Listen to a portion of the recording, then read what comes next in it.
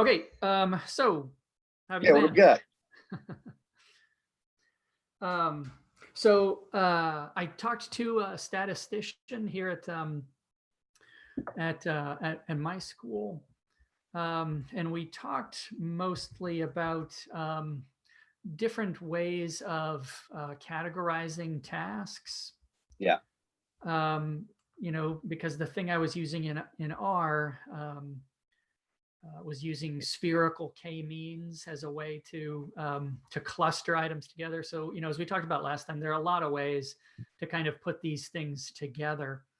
Um, since we have in the A sample about 23,000 events or documents, I guess we could say.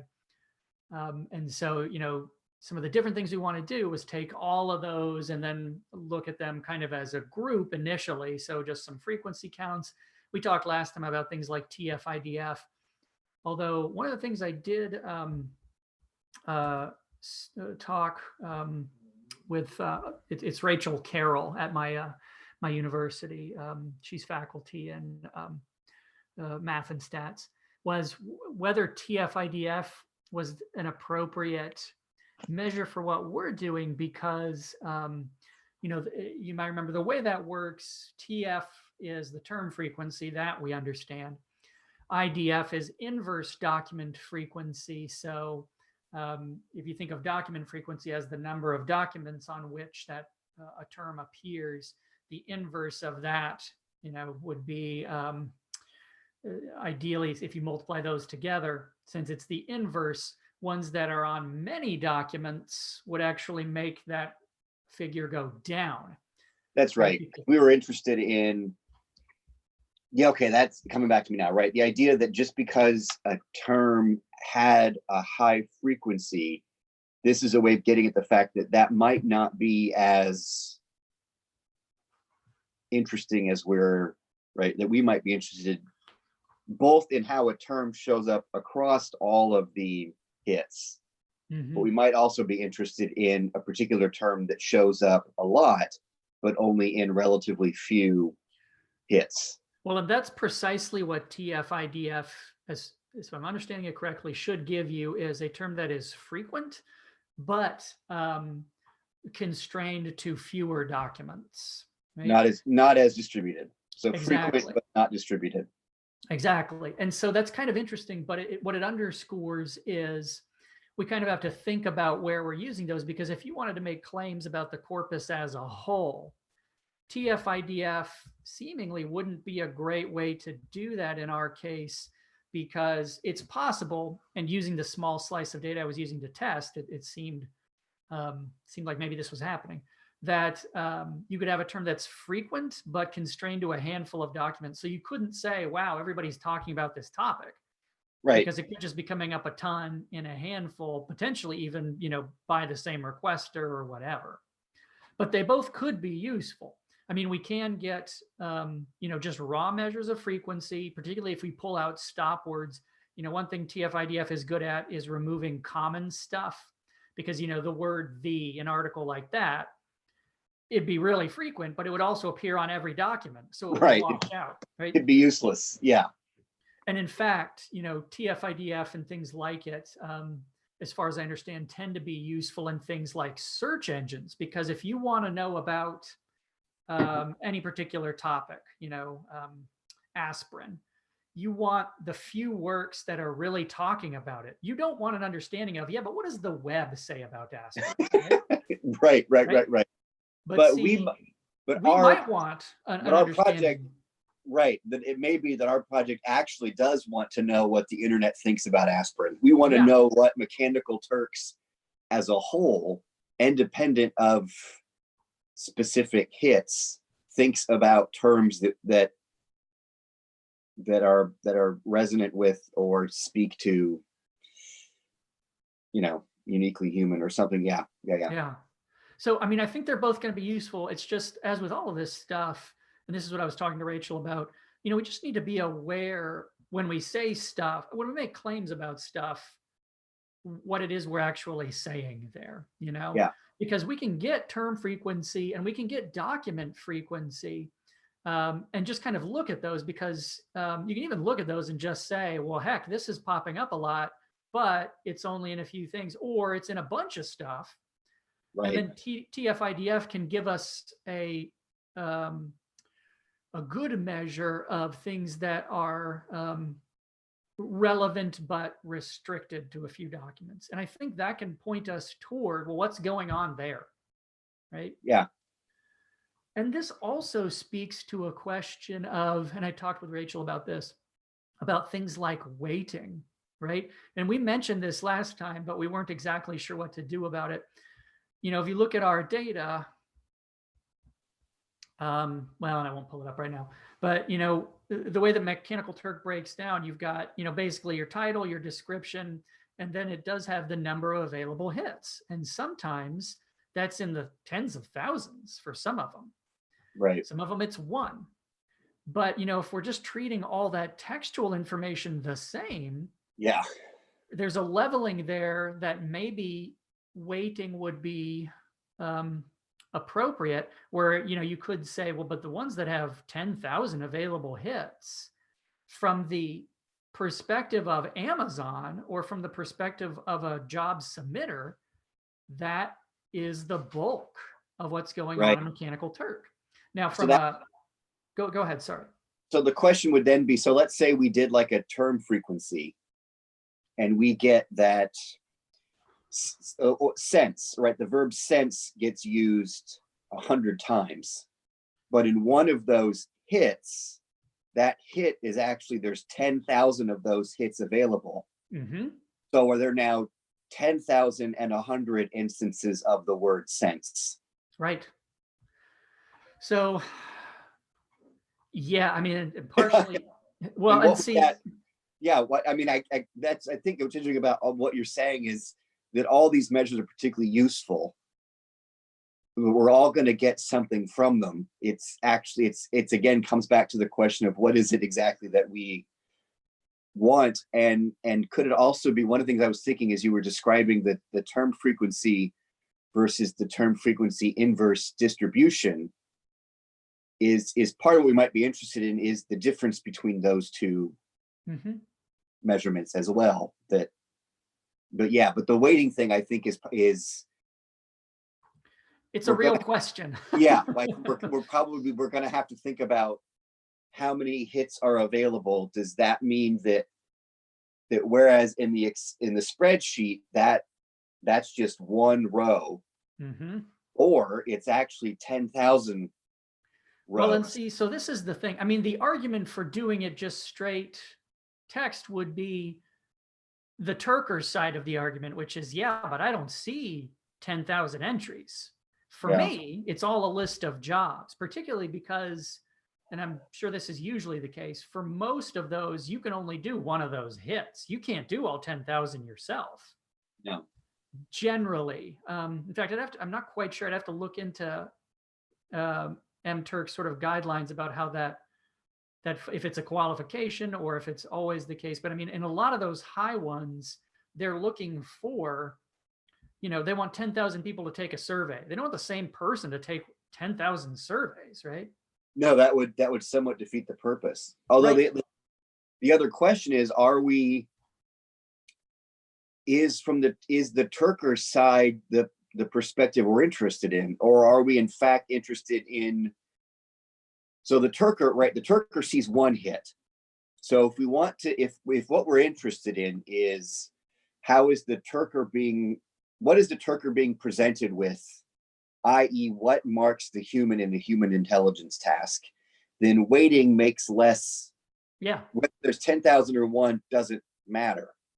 But if we're actually interested in how Mechanical Turk itself is parsing it, then the fact that there are 10,000 version of this hit, now that matters. And now weighting becomes, so it depends. Do we want to know, are we interested in how the Turker interacts with Mechanical Turks, or are we interested in how Mechanical Turks itself is sounding out the human in a human intelligence task? Well, and unfortunately, I think like a lot of these questions, the answer is we probably want both. Yeah. And the, you know, just with what we have now, the term frequency stuff, the count stuff is pretty straightforward. I'm not quite sure how to do the weighting for that. I mean, there's a very sort of um, brute force way to do this in terms of, well, you're just going to have to replicate that one thing thousands and thousands of times. Yeah. And then put it into your corpus. But obviously there has to be a way to do this in our stats package. That's just beyond hitting control. Yes, precisely. V over and over again. Yeah, something that isn't exactly mechanical Turk labor in itself, which would just be, copying it multiple times. There clearly has to be a way in the statistical package to, take certain documents and weight them before you run your counts and that kind of stuff. There has to be a way to do this. I don't know off the top of my head what that would be. The good news is, in these conversations, I've gotten leads on other people. Leads. Yeah. we got 2 more detectives on it. Yeah, they got us working in shifts now on this Mechanical Turks project. So I got some more leads, some folks who are doing things like NLP, natural language processing. And I suspect someone will know how to do this kind of thing. But it's that's something that's out there that we're gonna have to figure out how to do that weighting. Yeah. Yeah. Yeah, not just whether we want to do it and why we want to do it, but actually then how, just how technically that works. Yeah. How do you do it? Yeah. And so sort of the good news is there are some folks here, and I'm, of course there are folks elsewhere that I suspect know the answers to these questions. And this will give me a straightforward question I can pose to them that isn't just, here's what we're doing, what are your thoughts? Right. It's, hey, here's here's kind my of project. data. The comment. Yeah. It's, here's the data that we're looking at, and you can see we've got this kind of thing. Can you tell me in our, how do I do this kind of, weighting? Yeah. Oh boy. Yeah, but with the flip side, I mean, so it is just sort of like, this is another wrinkle, but I think the good news of this is, even in sort of these basic, simple things, there will be stuff to say about, here's what the Turker sees in terms of frequency and distribution versus a broader understanding of what's on the Turk. Yeah. Yeah, maybe that will not just that we might be interested in both, but that we need both, right? To say something about one, we're going to need to juxtapose it with the other. Mm-hmm. Yeah. And, and I don't see these kind of things we're encountering as problems so much as a focusing in of what we're going to be doing, because, we've been starting very broad, talking about we can do, this general stuff, then we can move to like a categorization. And within that, there are things like topic models and clustering and different ways to group all these hits together. And then there are further things like, word vectors, but it could be that we won't do all of those things. Yeah. It could be, well, there's a process of focusing in on these sorts of things will produce more than enough points of discussion. Yeah. Yeah, and it could be we think we'll want to do something, and then once we start getting results from it, we either can or can't say something with it or about it. Yeah, I mean, that's something like right now with topic models, I'm less, I mean, it wouldn't hurt anything to run them, but I'm less interested, I think, in topic models as a means of document classification, because, topic models work under the premise that every document contains within it multiple topics. And that makes Right. a lot of sense for longer works. If you're talking about a political speech, Yeah. then Yeah. of course it's going to shift from topic to topic. But we're talking about things that are like, tweet length. Yeah. And it's, generally, I bet you, and I mean, this is all bracketed off because you're making claims about, well, what do we say when we say a topic? But I mean, like if we mean that in a generic, general sense, probably things this short and this focused aren't skipping through a lot of topics. They're No. probably saying, I need you to do this particular thing. So they probably fall more in kind of a hard clustering. Each Yeah. document Or is I with wonder, others. yeah. And I wonder if, I mean, that's a good point, right? The topic modeling is maybe more often than not used for longer documents. I wonder too, So, if shorter documents, you won't see big shifts in topic, but we might see a range of actions like yes, do and this and this, this. do that, do that. Now would topic, like, so I guess my question is, can it, whatever it is, know the difference between a topic and an action? Like if we ran topic modeling on us on these small documents, because what we might find is, right, that the topic is the same, right? The topic is in, look at these receipts or something like that. I don't know if that's the topic, but that topic might have within it 3 or 4 discrete actions. That's a good point. And indeed, when you look at when I ran the sample topic models, because the expectation would be what it essentially gives you is a percentage breakdown for each document.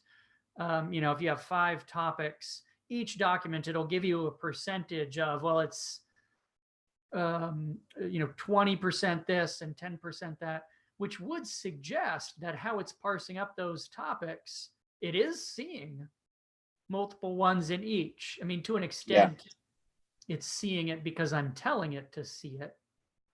Because I'm saying 5, so it's going to give you a percentage for each. Right. Yeah. And in some cases, that It's not just percentage going to ignore you and say you asked for 5, but really there's only 3, and then it just gives you 0. Yeah, it'll yeah. I mean, you would think, God, you would think, if things were actually yoked to few topics, then you'd start to see real significant differences in percentage. This one is 80-90% and just a handful of all the others. Right. You know what I mean? If you give it 5 and they're all 20%, is that anything? Well, and to an extent, I mean, it's because I asked for 5, and so it's like, all right, well, I'll give you 5 topics. Here you go, buddy. And so, I mean, it can only work really with what I give it. So, it's like telling a machine, here's all of these different, well, it's precisely telling a machine, here are all of these different That's exactly things. what it is. Yeah. I want you to sort it into 5 categories. It's like, all right, well, so I've got to take all of this stuff and do that for you. Right. I don't know. So I guess there's no real problem with running those. All of this is to say my suspicion is clustering, if what we're trying to do is get decisions about, well, what kind of job is this? The kind of hard clustering model will do a better job with that. However, that it may be good to put that in conversation with topic models that are intentionally saying, well, yeah, but each one has multiple things. Look and receipt are 2 different things, because in one case you're talking about sensory data, in the other you're talking about decrypting a text or something like that, and those are separate jobs, right? Visual system versus textual analysis are separate things. Yeah. Anywho, so in talking with Rachel, because we were mostly talking about things like using k-means for clustering, and she was helpful pointing me towards some other resources. And she said, it sounds like for what you're doing, k-means is probably appropriate, and spherical k-means is just another way to approach k-means. She said, because of the variables you're looking at, it's probably, or the continual variable basically that you're looking at, that's probably appropriate. But she also offered, she's like, once you kind of hammer this out, I'd be happy to take a look, which is, I mean, the sense I'm getting is that we'll have to start with some of these, whether we want to do something or not, we actually can't answer until after we've done it. Yeah. Well, and I mean, that's kind of what I'm doing with the small data sample, so that, because, with all of it, it starts to become a little, I can't just click enter and it does it. It takes, for things like word embeddings, it can take a long time. And you get to the end of it, it's like, I screwed up, or I don't know what I'm looking at here. The good news is our data set isn't really that big. Yeah. I mean, it's, I think we were talking with Scott about this, right? I mean, yeah, big is utterly relative. Yeah. Basically his point was that a lot of people are using big data methods, but there probably a handful of projects that are actually big in comparison to what in some comparison. others. Yeah. Particularly, I mean, if we're looking at text data, I mean, text data is not, video data. Text data is comparatively tiny. Yeah. Anywho, so both of those things kind of came up. What that said to me is, it's right before Christmas, but maybe like after Christmas, so that I get a response. I'll try and talk to some folks with specific questions about, hey, here's the data set I'm looking at. We've run into this question of weighting. Do you think you could maybe just sort me out with doing this? Yeah. Which, as I point out, I think that's good to have more concrete questions rather than, sort of generally, here's what we're looking at. I like that too, where people who are good at text mining, I can say, hey, here's our data set. We're just trying to get our arms around it. And they'll point to these things. But now I'm bumping into these kind of concrete questions of, ooh, it's text, but all text is not equal because some of them are represented more than others. How in heck am I going to do that? Yeah. Yeah, because it's not automatically, right? If it's a question of is what I'm looking at significant or not, that question just begs the question of which operation you ran. Like the significance is, or correct me if I'm wrong, right? That if we run term frequency or the TF-ID, right? They each have their own idea of what significant is. Sure. So significance is an effect of what we're doing as opposed to a cause of what we're doing. Yeah. And I mean, and you can only understand the data that you give it, right? So I mean, even just a raw count, just raw TF, it will be, I'm assuming, radically different depending on, because I mean, the weighting is exponentially different. I mean, we're talking about literally the difference between one and 10,000. Yeah. So, I mean, if you account for that, it's like those big jobs are just now, I mean, the sort of good news is that distribution is pretty sharp where, I mean, most of them are one. Yeah. They're a handful then. Actually, the curve would go that way where, most of the things are 1, 1, 1, 1, 1, 1, 1. And then it just shoots up where some start to get up into, the hundreds, thousands. Yeah. But what that means is those big ones are just going to dominate when we do that. Yeah. And it may be that's something that's worth looking at. Yeah. I mean, that gets us back to the question of weighting it. Yeah.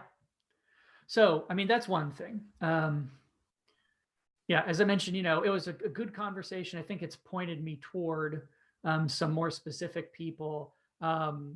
Rachel, I mean, she was a great resource. She, started at the beginning, she's saying, I don't do text mining. But she's great in R, and she does, I mean, she mostly does like things with epidemiology. Oh, wow. Yeah, so I mean, she does a lot with things like, clustering and covariables, because a lot of that is trying to tease out there's so much correlation. Right. What is actually causing the thing that I'm seeing? Yeah, I mean, if you're talking about an illness, there's just, it approaches infinite covariables there of, Right. diet and, and predisposition. And so Yeah, it's just confounding variables all the way down. yeah. Yeah. So, I mean, a lot of what she was talking about is just the difficulty of trying to tease out what even just, correlation, what actually goes together in a reliable way. But yeah, she did also then point me towards some people who are text miners. So, I think we can cobble this together. This also might be a thing that if we know other people in the field, and in fact, some of the folks we've already talked to who, Scott or maybe others, if we have this kind of specific question, hey, we need to do some weighting. Do you know someone who may just, because somebody, this is, a 2-second answer. We just don't know who that person is. Yeah. No, and as I mentioned before, and I've not talked to them yet, but there's a group here that's doing some text mining around forgeries that might potentially be interesting. So, excuse me. One thing Rachel mentioned was, she said this may be along the same lines of survey weighting. That sometimes when you get surveys back, some of those surveys are going to count more than others. So that, it may be, we may want to talk to like social sciences people. Interesting. Because, if you think about it, a lot of the text mining stuff, there is that kind of hierarchical level or non-hierarchical leveling, where it's like every user, if you're talking about user feedback survey or something, we're probably looking at everyone's the same. You're talking about tweets, everyone's probably the same, although there may be cases where it's like, well, this person is significant, therefore they represent more. But right. We may be talking to, social science type people who have dipped into these questions of dealing with text, but some text needs to be represented in a heavier way than other text. Yeah, I see what you mean. Yeah, so they might actually be able to weigh in more on the weighting question. Weigh in more on weighting. There we go. I meant that. That was absolutely planned. Thank you. Okay, so anywho, I mean, we can move on, but I mean, that's a real thing that's out there. But I think this is just part of the process. And what we can do sort of next steps is I'm going to target some folks, but as you mentioned, it's right before Christmas, so you can probably wait. But if you know some folks, or if we can just sort of with the network we've established, or we could sort of maybe post some things on some lists or whatever about, hey, we have this specific question. Yeah. Who knows somebody who can do this? Maybe some of the computational rhetoric people or something, But I think you're right. The more specific a question we can ask at this point we may be past the point of just, hey, thoughts you have about computational rhetoric, more like, here's a specific issue we now have. Yeah.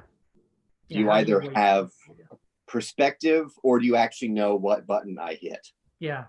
What thing, when you're building what argument do I have to do before and heck, I mean, I may be able to just poke around online. I mean, there's a lot of great resources, through Data Camp and Stack Overflow and just other things that people have put. So, I mean, there may be ready answers to this as well.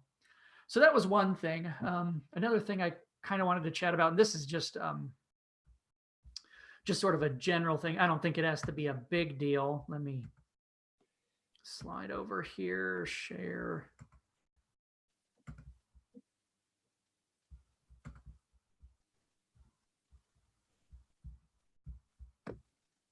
Sorry, there it goes. Okay. Are you seeing? Yeah. Okay. So this is just the notes.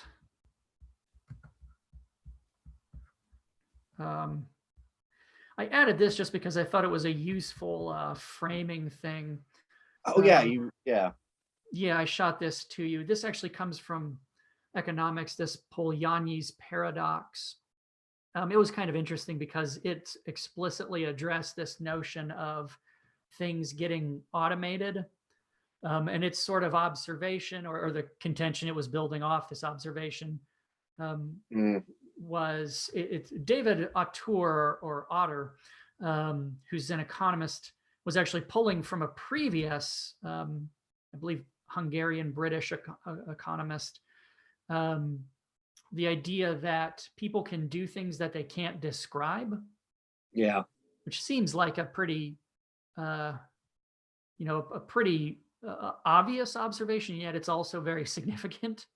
Yeah, no, I mean that's kind of like anybody who teaches technical writing almost always starts the semester by having students create instructions for something that they think is like, if someone doesn't know it, write down, explain to someone how to make like a peanut butter and jelly sandwich. Right. And then they always, then if someone follows those instructions to the T, the peanut butter is on the outside of the bread, how to make a paper airplane, those kinds of things. But you're right. In this context, it's like precisely that's what makes them difficult to, because you can't break them down into its component parts, which is theoretically what you'd need to do Yeah. to automate it. That's where Otter sort of comes in, is pointing out, if that is the case, that we can't articulate all the processes in everything we do. I mean, I bet you could make a case that you can't fully articulate anything because it would be theoretically infinite, right? Any task potentially is theoretically infinite subtasks. Right. But so if we can't describe that even to a functional level, that it can be automated, right? Because you have to break those jobs down into their component parts in order for something else to do them. Right. And what that means is, and he kind of notices this cluster where it tends to be things that are very high level in the sense of abstract and creative, right? I mean, it's difficult for us to articulate genius or creativity. Right. Even if we try, sometimes we intentionally mystify that, but even if we try, it's difficult to articulate what those things are. Maybe because if you were able to do that, then they wouldn't be what they are anymore, right? I mean, they'd just be a heuristic. Right. Right. So he sees that at the high end and the low end, where, and this Yeah, actually came that's the interesting part. for us, and this Yeah. actually came out of, I was listening to, I think it was a 99% Invisible that mentions this, and they're looking at, and you talked about this before, things like picking produce, Right. and they have this whole thing about the difficulty of picking chili peppers. And the automation of that process is slow going because like it's just not great. It's just not very good.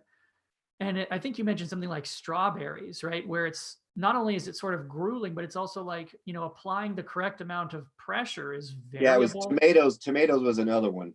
Right. Because it's like, Yeah. you can't just give it a set pressure or it's going to squish some and not get up. It's a very hard, even, again, kind of returning to what we talked about last week, it's both simple but very difficult. Yeah. The labor involved in that, because it's such a, for human intuitive, but it's like, how do you know how much pressure to apply? Well, I guess Yeah. feedback from my fingers and, There's those previous videos knowledge. of migrant workers who can go and there's the most recent one I saw was somebody picking radishes and then bunching them. Yeah. And the right. I mean, there was the kind of the tension that goes back to our when we were talking to Min-Soo Kang about this, right? That there's a sense in which what they're doing appears to be machine-like, except there's no machine that can do what they're doing precisely because what they're doing is something that only a human body is capable of. Yeah, it does. It speaks, to that of, this, as he was addressing that notion of machine-like labor, but really that kind of labor is anti-machine like. Right. Yeah. I This mean, is, yeah. I was just Oh, going to say, this is his actual paper. And this is, it seems like cited a lot. I mean, this tends to pop up. But I thought it was kind of useful for us. Oops, as I'm cycling through the wrong things here. Because, and this actually just was something I pulled from Wikipedia, just sort of talking about it, the increasing occupational polarization in the past few decades, the growth of both high-paid, high-skill abstract jobs and lower-paid, low-skill manual jobs has been a manifestation of Polanyi's paradox. According to Tour, there are two types of tasks proven stubbornly challenging for artificial intelligence: abstract tasks that require problem-solving capabilities, intuition, creativity, and persuasion. Interestingly, right? yeah. Persuasion may be a kind of human thing. Maybe not, though. I mean, the rise of automated, what's called fake news, has certainly dipped Yeah. its toe into that.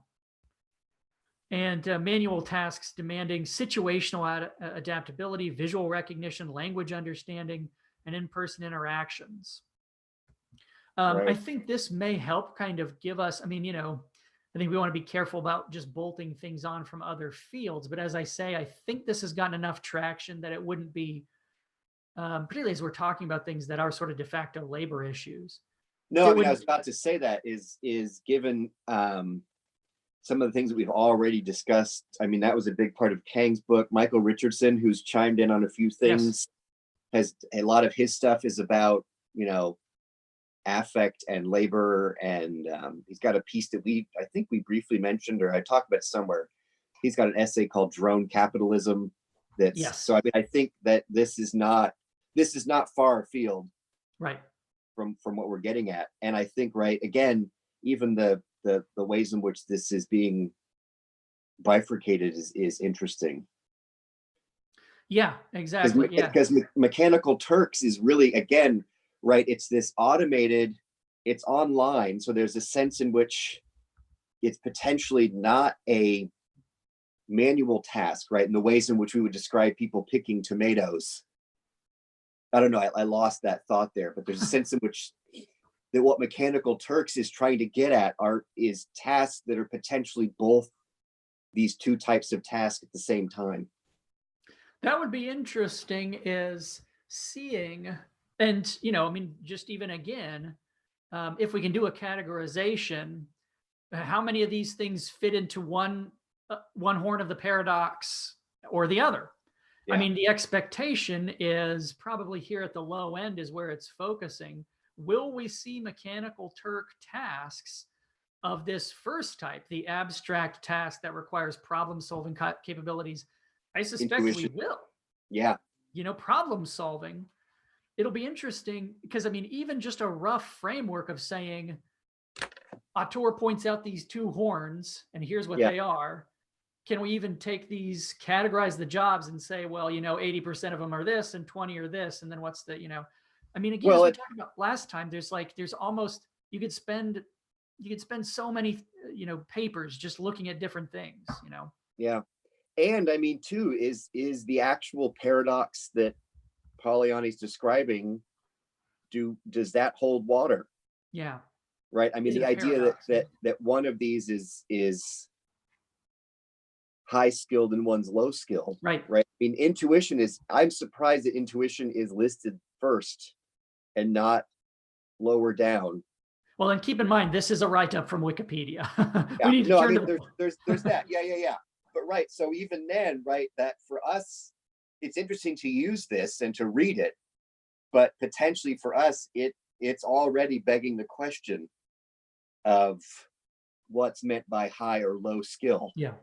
It raises the question of how you're parsing that, right? Because Yeah. another way to parse those tasks are more amenable to automation versus less amenable to automation, potentially.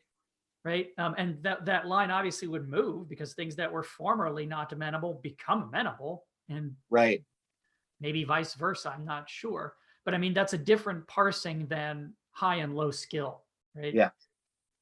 This was kind of also interesting. And again, this is the Wikipedia write-up, but it is, pointing to articles that we would reference directly, that we, turn to the originals, of course. Mhm. These jobs tend to be complemented by machines rather than substituted. That's kind Yeah. of interesting because it also raises this question of, everything's complemented, as even Andy Clark was pointing out, right? I mean, the human Right. presumes the entanglement with the non-human. I mean, that's kind of what the definition is our imbrication with the environment and I other mean, particularly, things. right, this abstract required problem-solving capabilities. I mean, Clark's argument there would be like, you mean pencil and paper, Right. right? That suits. I mean, and Or then the ground, right, right? The firmness of a table. yeah, yeah. So the idea that, I mean, in that right now we really get into the weeds of what we're interested in is right. It turns out that abstract thought requires a whole lot of physical shit in the world. Well, and so this will be a question of, is this kind of material going to, as we've talked about before, be the kind of stuff that contextualizes the stuff we're doing right now in terms of, statistical operations? Yeah, yeah, Or is this the kind of material that manifests in a later work, a more theoretically driven work about, that questions how these things are being parsed and questions yeah. what do we mean by complement versus substitution, right? That sort of reinscribes that kind of Platonic I like notion. that. Yeah, I like that question. I mean, I wonder if even something like this is a way that we can start thinking about what will bridge those pieces, right? Yeah. So if we actually, well, what we want to come back and talk about this later, right? In a second or third piece that either historicizes or theorizes Yep. about these. But it might be interesting if in that third piece we could say we actually tried to use the terms of this paradox to run operations on the corpus that we had. And here's what they generated or didn't generate. Yeah. It gives a concrete way into a theoretical discussion of, so what does that parsing mean? What's underpinning that parsing? What are the other ways to look at it, right? Sort of those rhetorical questions, sort of enthematic questions of when you make that division upon what unstated premises is that, is that resting? Yeah.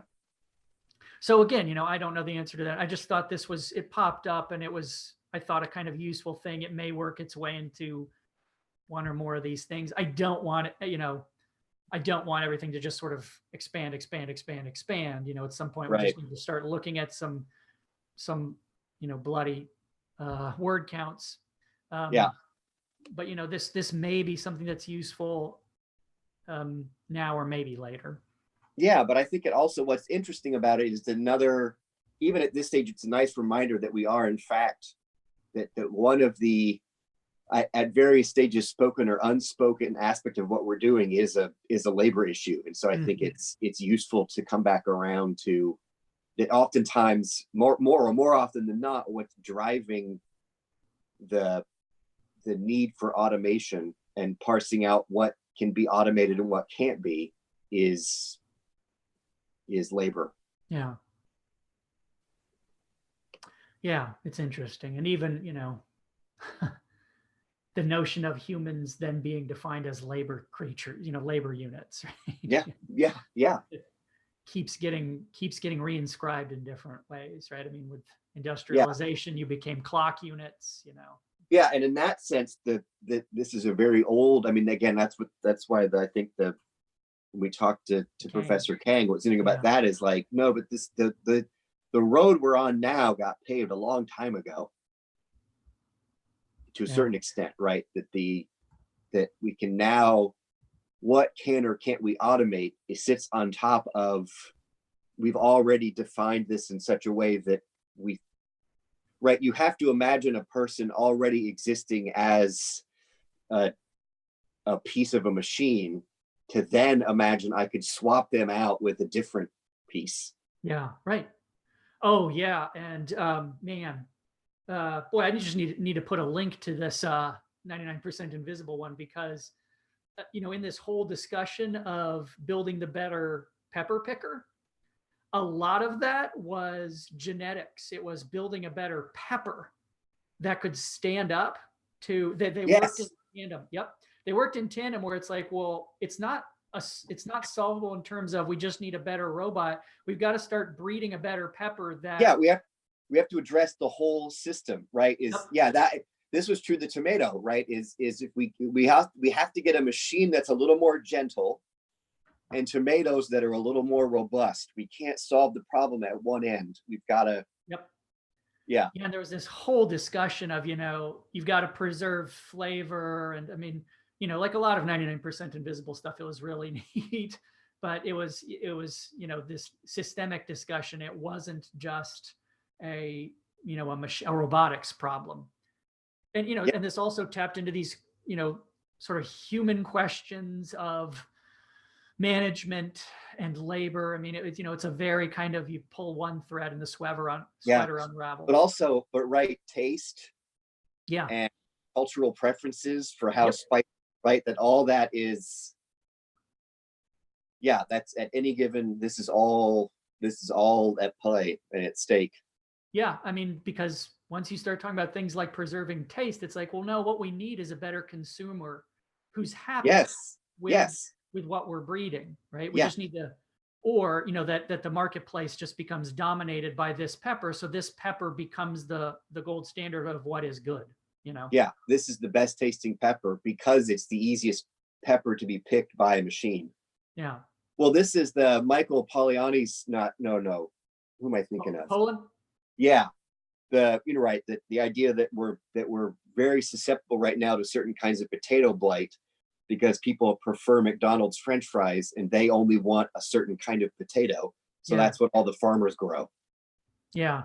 Yeah. It's I think that's principally Botany of Desire, right? Where he looks at the Yeah, he four does the things: potato and the tulip apple, and weed. tulip, and pot. Yeah, Yeah. and about our co-evolution with all Right. those. So it turns out that what we don't actually need a more supple machine or a better pepper. What we need are better consumer. That's how we fix the right. I mean, you can't isolate it that way, but that does point out that we actually need better hydraulics, Yeah. tougher peppers, and less finicky consumers. It's, well, I mean, it's in its way, very Latourian, that what you need is a different you need a different culture. You need Yeah. to nudge the culture in certain ways, and that occurs through, Yeah. multiple different, sometimes unseen, because it's probably impossible to articulate everything. Right. Yeah. You know? Why do I have to like these potatoes? Because it makes this machine better for this farmer. Yeah. I mean, there are so many. I mean, how advertising will play into this. It's already started. I mean, how they were talking about how to name the pepper so Yeah. that it's appropriate. And you've seen this already. I've seen it pretty frequently with apples. I'm starting to hear, because I listen to a lot of podcasts, advertisements for specific apple strains. You heard this? No. Yeah. So, you can essentially trademark, I think it falls under trademark or maybe patent. I don't know which branch of IP law it is, but it's strains of produce. And, this pops up in the news every now and then, where it's, a farmer will be sued because he's growing the McDonald's potato by accident sometimes, or sometimes. Yes. But breeds can be protected. I don't know what IP branch it is, but they can be protected. But you can do things that are very similar. It's like reverse engineering. We didn't take that. We just bred something that's very similar, and we give it a different name. It's I can't remember which one's overlap, but it's like, the Pink Lady versus the Honey Crisp versus the Wow or whatever. But they're branded breeds. Yeah. It's interesting.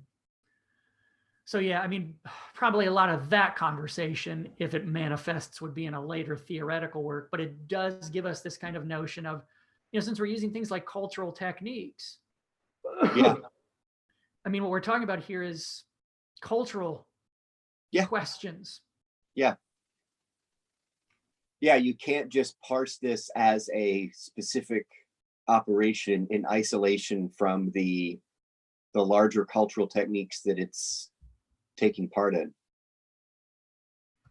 Yeah. Yeah, so that those things popped up. That was kind of on my to-do list. Did you have other things that we Not really. okay. We Surprised this covered. took 50 minutes. Yeah, this is going to be. If I'm checking the last message I got before we started, it was this can just be some light chat, Yeah. and we ended with botany of Systemic desire. issues. Yeah, It we always ended goes with like this. we're all screwed and we're going to end up with really shitty apples. That's my takeaway from today's conversation. Yeah. Well, and see, that's why the problem is trying to draw the circle around this, right? I mean, I'm Yeah, very conscious of, even with this sort of first step of running these operations on a textual corpus, I want to make sure I don't spin off into the ether of the many possible permutations here. no, I mean which is potentially a sign that we're potentially onto something. That at any given moment this could spiral out of control. Yeah. There's at least enough there. Yeah. It just means, when we need to produce a product, we'll just have to draw the circle. As my former mentor, Linda Woodson, told me, Jeremy, at some point you have to get out of the library. Yeah. Which was, No, that's a metaphor for a lot of things. like, but I also think that one of the things that we can take solace in, if that's the right word, is that we do now imagine this as that we're laying down a base from which subsequent publications might emerge. Yeah. So we've at least got a pin board we can now put we can pin something and we're pinning something now. Well, and it will be, I think, helpful to think about these now. So as you mentioned, I mean, even laying the groundwork, if it's appropriate to do something like point out the otter stuff, even at this initial stage, and get just sort of like, rough breakdowns, so that we can then later talk about theoretical implications of that. The same way that, people, as we see now with televisual series, you put in the hooks in the beginning to pay off later. I mean, if we're thinking about these now. Oh, we were doing Polyani's paradox the whole time, gang. We weren't making it up as we went along. We had the hook in place in the beginning in terms of looking at that so that we could look at it in a systemic way. Listen, what episode is this? Go back to episode 14. It's all there, people. That's right. Somehow we're 14 episodes in. Yep. There's a thing on the bookshelf behind me that's going to come back up a year from now. Okay. All right. So next steps, as I said, let's see, it's the 19th. I'll probably wait till at least after Christmas to contact some folks I want to contact here who are in NLP, but with specific questions about waiting. And in the meantime, though, I am going to be looking into more of kind of the categorization piece, the topic models versus clustering, in terms of ways to work that up. I did get a vote of confidence from Rachel about, like, I wasn't, because like a lot of these things, it's like I know how to do some of these, but I just don't. I'm on shaky ground when I say what it's doing and why. And she kind of helped me with the k-means, and she was like, yeah, that's a pretty common way to do this. So that'll be my sort of next steps.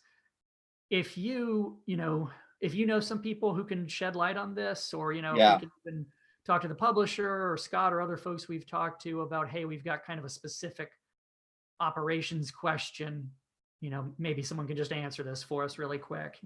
Yeah. So I'm assuming our next one will not be in 2 weeks, because that's January 2nd. We want to do the 9th for our next chat. Sorry, let me pull this up. Why not the 2nd? You just assuming you're going to be hungover? That would be the day before, wouldn't it? Yeah. Oh, no, we can do the 2nd then. I mean, I'll be in town. I don't. Okay. Yeah, me too. Okay. We're both parents. I don't think things are going to get that crazy. Yeah, we're parents. This will be totally not crazy and stay in control. Oh, for New Year's, obviously, right. I won't be hungover, but there will be children around. which is its own form of insanity. Oh, that's a good question. That's the Yeah. hangover that never ends. Yeah. Um, Heyo. let's pencil in the second. Okay. Yeah. But you raise a legitimate point. I do. That's Kids are that out of my school. my pushing it back to the ninth wasn't because I thought I would be hung over on the second. It's that there might be a naked 3-year-old on my lap while we do this. Yeah. Well, we'll pencil that in, but if we need Yeah. to change, we can change. We've done that before. Yeah.